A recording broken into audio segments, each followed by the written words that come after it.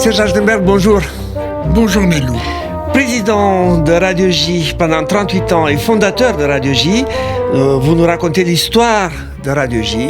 Et dans l'épisode précédent, vous nous avez raconté les années 50, vos études, l'armée.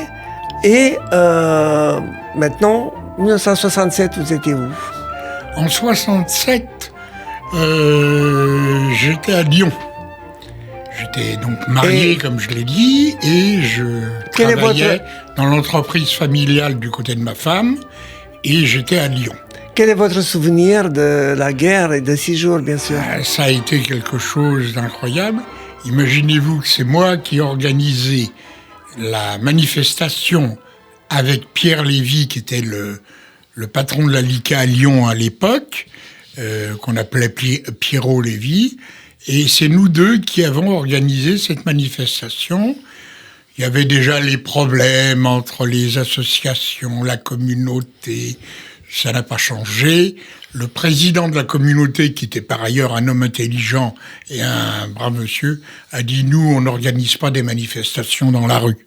C'est pas bien. » Bon, Lyon, c'était une ville où la communauté juive était en grande partie d'origine alsacienne. Après la guerre de 70, des familles juives qui ne voulaient pas devenir allemandes étaient venues à Lyon. Beaucoup dans la Soierie, pas uniquement, mais beaucoup dans la Soierie. Et il y avait des juifs qui étaient, comme on dit, des juifs pieds noirs, qui étaient revenus dans les années 61 et qui s'étaient installés à Lyon. Des Algériens, il y avait aussi des Marocains, et il y avait des Juifs polonais qui étaient venus soit après la guerre, soit qui étaient déjà à Lyon avant la guerre. Bon. Et il y avait aussi pas mal de Turcs, il y avait une communauté turque assez importante. Alors, le temps que je suis encore resté à Lyon, j'ai milité à la LICA, je rentre à Paris, je recommence à militer à la LICA, et là, quelques autres jeunes qui étaient de l'âge de mon frère, c'est-à-dire un peu plus jeunes que moi, 5-6 ans de moins que moi, une autre génération, viennent à la LICA aussi pour agrandir. Alors eux étaient étudiants. C'était des étudiants. Mon frère était étudiant en droit, il y avait des étudiants en ingénierie, enfin il y avait un peu de tout. Bon niveau en général. Et à un moment, on décide que ça ne nous convient plus de militer juste à la LICA, parce que on voulait militer pour Israël. Bon, on était dans une période où on avait eu chaud au moment de la guerre de 67, et où on a pensé qu'il fallait nous concentrer sur Israël. Ce qui était un peu compliqué, parce que ça ne correspondait pas à l'objectif de la LICA, qui était le racisme et l'antisémitisme. Mais on voulait nous concentrer nos efforts là-dessus. Donc, c'est ce qu'on fait, et on crée le Renouveau Juif. En quelle année? Aux alentours de 70. Aux alentours de 70.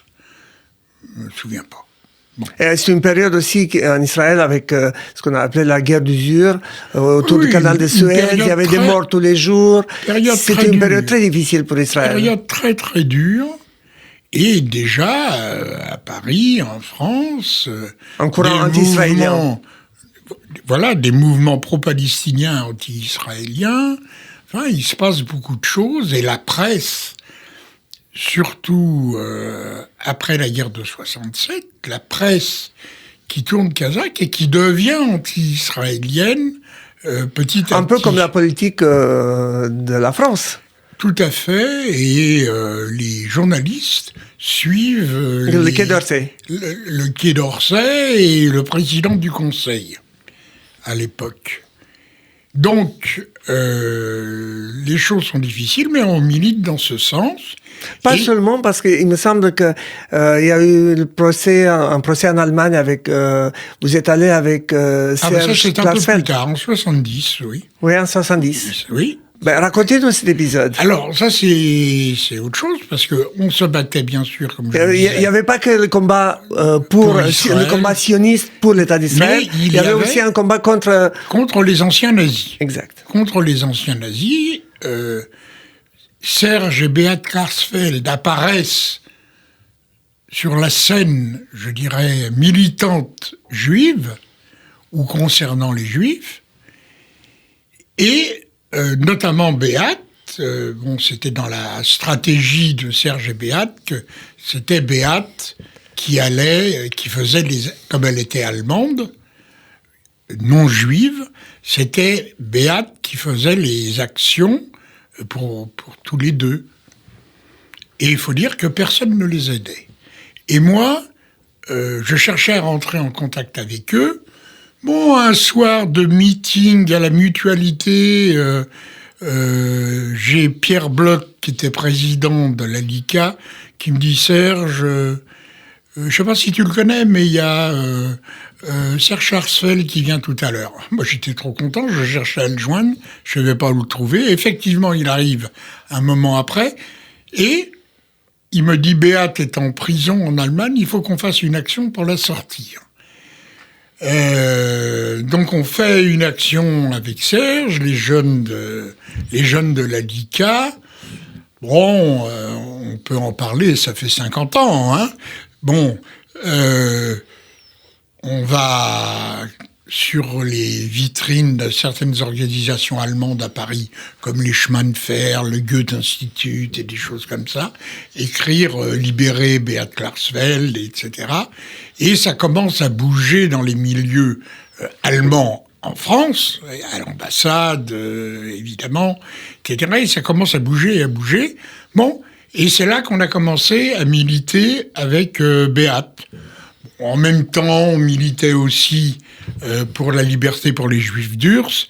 Tout ça, c'était vraiment un militantisme dur important.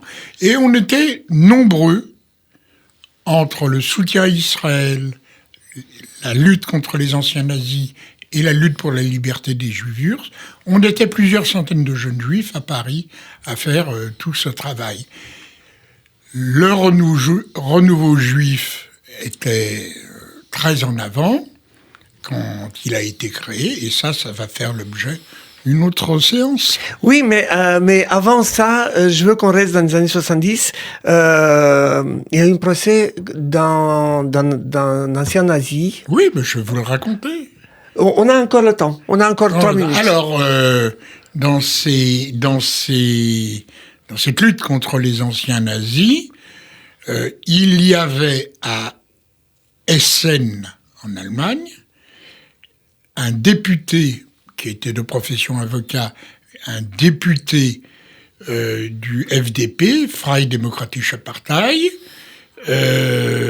qui en fait, pendant la guerre, travaillait à l'ambassade allemande. Il y avait une ambassade allemande à Paris.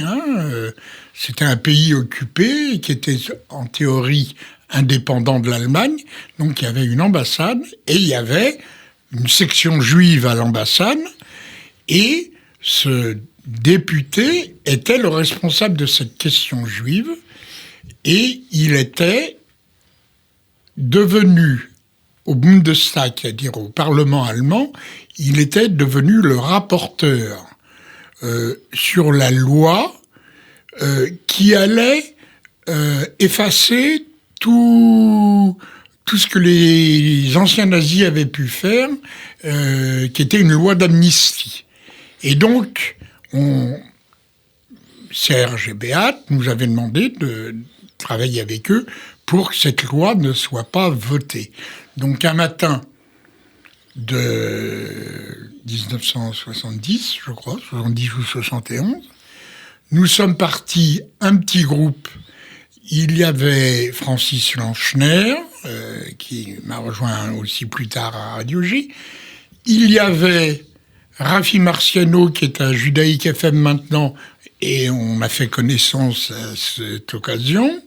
Et plusieurs autres jeunes, ma plus jeune sœur, qui malheureusement nous a quittés depuis, ma plus jeune sœur, qui avait à l'époque 17 ans, et je vous dis encore 2-3 autres militants, on était un petit groupe, et on est allé envahir le bureau de cet Allemand, et la police est arrivée en quelques minutes, on a collé des affiches sur ses fenêtres, les journalistes étaient prévenus, parce que sinon ça n'avait aucun intérêt, et les journalistes étaient là, la police est venue et nous a mis directement en prison. Nous avons été au tribunal 6 jours après, donc on a fait 6 jours de prison. Reconnu comme étant le chef du groupe, j'ai été condamné à 20 jours de prison, et Raffi Marciano et Francis Lanchner, qui étaient restés avec moi parce qu'ils étaient majeurs, ils étaient donc emprisonnés avec moi, ont pris 10 jours de prison. Les autres, qui étaient mineurs, ont été ramenés à la frontière française. Ma sœur et les 2-3 autres militants. Il y en avait un qui était de nationalité marocaine. Il a été mis dans un avion directement pour Casablanca. Voilà. Et donc, grâce à cela, et le bruit que ça a fait, cette loi d'amnistie n'a pas été votée. Parce qu'à ce moment-là, le ministre français des Affaires étrangères, Schuman, est intervenu auprès de l'Allemagne en disant c'est inacceptable, et ça n'a pas été voté. Voilà. Donc si on poursuit encore aujourd'hui des anciens nazis, j'ai entendu sur Radio J, je crois, hier, qu'il y en a encore un qui passe au tribunal là, c'est grâce à cette action qui a évité les amnisties. Histoire de Radio J à travers le président fondateur de Radio J, Serge Achtenberg. Serge, merci. Rendez-vous pour le prochain épisode. Au revoir. À bientôt. Au revoir, Négou.